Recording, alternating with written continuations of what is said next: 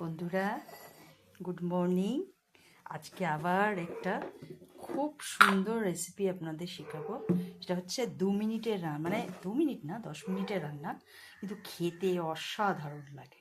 এই হলো কাঁচা কুমড়ো, তার সঙ্গে দিয়ে দিলাম এই সর্ষের তেল। ঠিক আছে, এই দিয়ে দিলাম সর্ষের তেল, আর দেবো হলো কালো জিরে। কিচ্ছু লাগে না, বিশ্বাস করুন। কালো জিরে, কাঁচা লঙ্কা, আর হচ্ছে আরও একটা জিনিস আছে, ওটা আমি লাস্টে দেব। এই হলো কালো জিরে দিয়ে দিলাম, তার সঙ্গে দিয়ে দিলাম হচ্ছে কাঁচা লঙ্কা। কালো জিরে কাঁচা লঙ্কা দিয়ে দিলাম। এবার এটাকে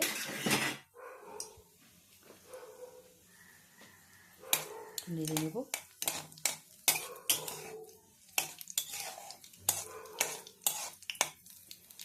এই কুমড়োর তরকারিটা, এটা আমার ঠাকুমার হাতে আমি খেয়েছিলাম।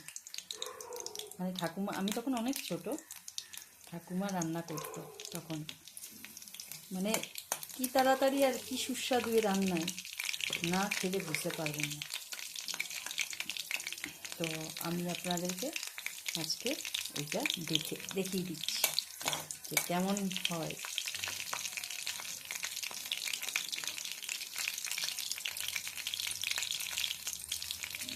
আমি দিয়ে দিলাম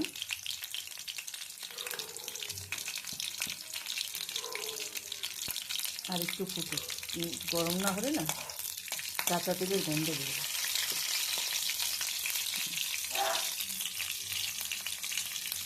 এখন হয়ে গেছে, এই দিয়ে দিলাম কুমড়ো।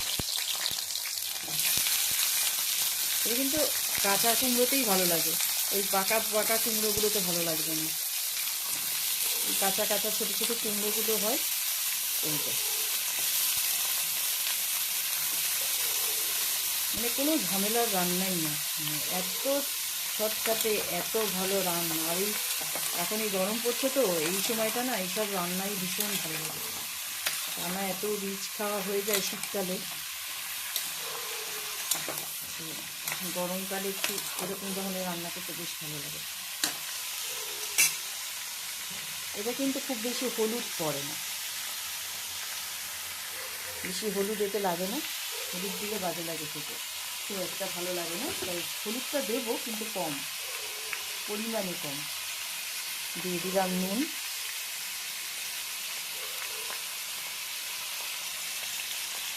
দিয়ে দিলাম নুন, ব্যাস, আর কিচ্ছু লাগবে না। একটু নুন দিলাম। লাস্টে একটা জিনিস দেবো, যেটা দিলে এর স্বাদটা একদম, রান্না এটা সবাই মোটামুটি অনেকেই জানে, তবুও আমি একটুখানি, আমার মনে হলো একটুখানি দেখাই। বেশি না, খুব একটা হলুদ দেবো, এই একটুখানি হলুদ দিলাম।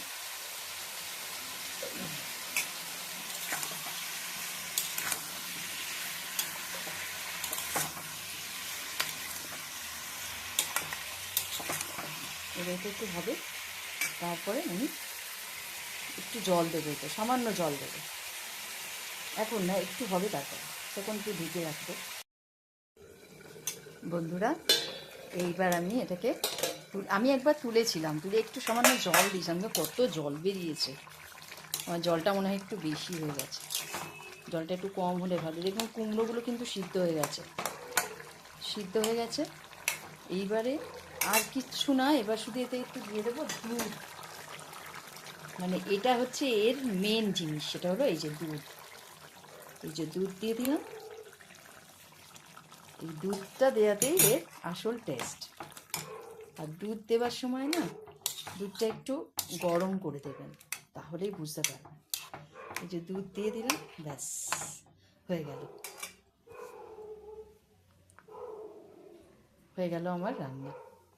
মানে এটা একটু আর একটু ফুটলে, এটা একটু জাস্ট, অনেকে আবার এটা কালো জিরে একটু ভেজে গুঁড়ো করে দেয়, ওটাতেও খুব ভালো লাগে। আমার ঠাম্মা সেটাই দিত, একটুখানি কালো জিরে ভেজে গুঁড়ো করে তার এর ওপরে একটু ছড়িয়ে দিত, কিন্তু আমি সেটা দেব না, আমি এরমই বানাবো। আর এতে কোনো ধনে পাতা, কোনো পাতা কিচ্ছু লাগবে না, ব্যাস এটা জলটা টেনে নেবে এইটা কুমড়োটা। বা যদি খুব বেশি জল হয়ে যায় সেক্ষেত্রে সামান্য একটু আটা একটু এর উপরে দিয়ে দিলে পরে জলটা টেনে নেবে।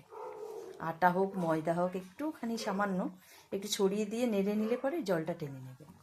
আর আমার দরকার হবে না, আমার এইটুকু জল লাগবে, কারণ আমি ভীষণ একটু ঝোল ঝোল ভালোবাসি।